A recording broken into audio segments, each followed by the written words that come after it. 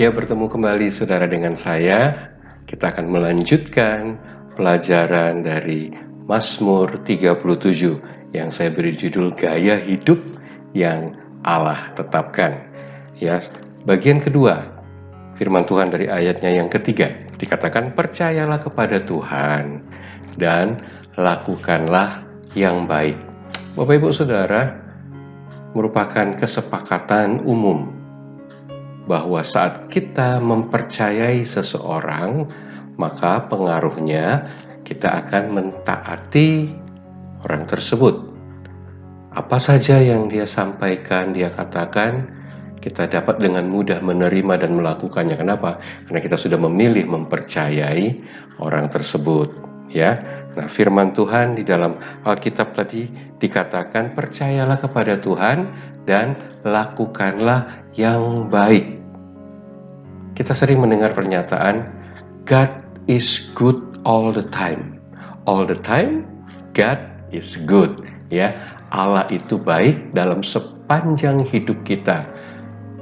Biarlah ini bukan sekedar slogan, tetapi merupakan pernyataan iman kita bahwa memang Allah itu baik sepanjang hidup kita, sekalipun ya kondisi yang kita hadapi tidak selamanya baik.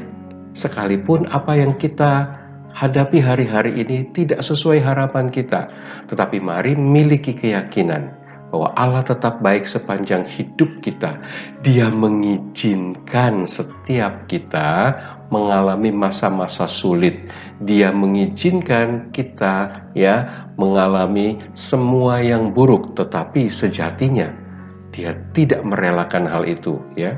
Dalam Ratapan 3 ayatnya yang ke-33, 32 dan 33 dikatakan, karena walau ia mendatangkan susah, artinya Tuhan izinkan kesusahan itu terjadi, ia juga menyayangi menurut kebesaran kasih setianya. Saudara perhatikan selanjutnya, karena tidak dengan rela hati.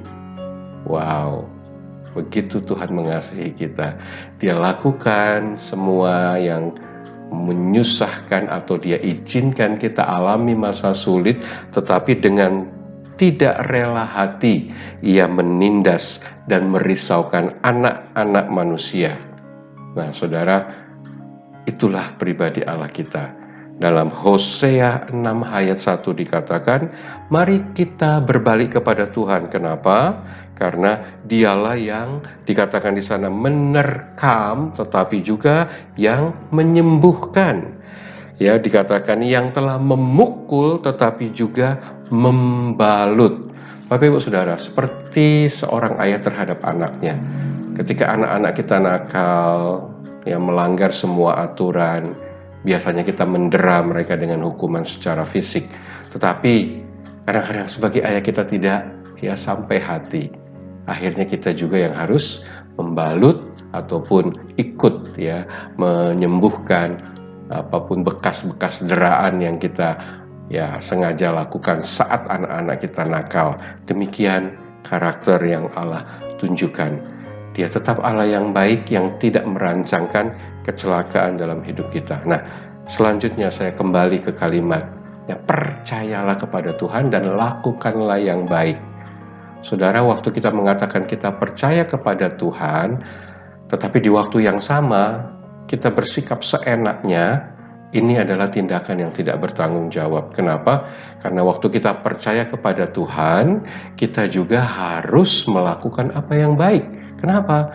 Karena believing is imitating. Saat kita percaya, kita mengimitasi apa yang Allah lakukan. Kita harus melakukan apa yang baik. Kenapa?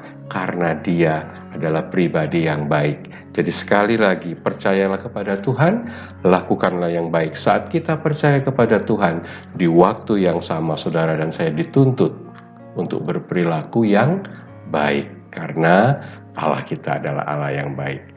Tuhan berkati saudara sepanjang hari ini. Percaya, kerjakan terus apa yang baik. Amin.